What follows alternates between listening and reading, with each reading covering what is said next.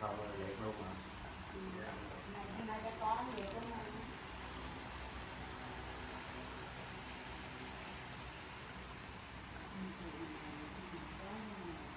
Ông Kiên là trên trời rơi xuống. Thầy làm những ngày quá ông Kiên trên trời rơi xuống. Để cái điều cả mình. Đây là người thường thôi.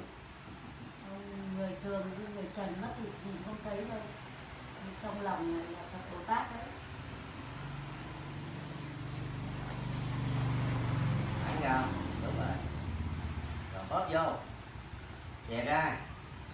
Rồi ôi, con nè. Bóp vô xè ra được rồi nè. Bóp vô. Xè ra. Mạnh ra luôn. Nè. Thấy chưa? Để gì đây, để gì đây.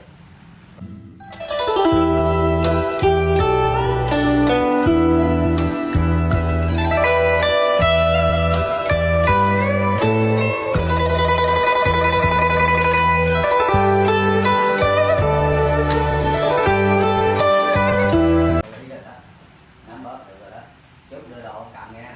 Rồi đó giờ không có cầm gì phải không? Không cầm được. Rồi dở lên. Để đầu luôn. Đó, xuống chưa? Rồi để xuống. Rồi nữa là hai tay chắp thẳng ra dơ lên mỗi ngày cho nó lên cái này nha.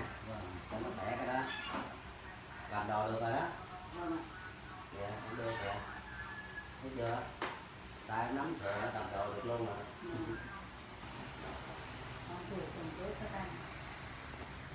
Đau không?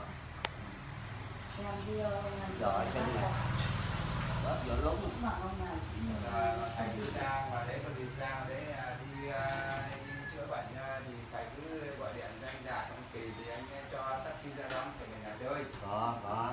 Để thầy đi ra ngoài đó. Thầy cứ cho địa điểm chỗ nào là cho xe ra đón. Xung quanh là trung tâm thành phố rồi. Cái chân này động mạch tĩnh mạch rồi nó bị bế tắc nghẽn trên này.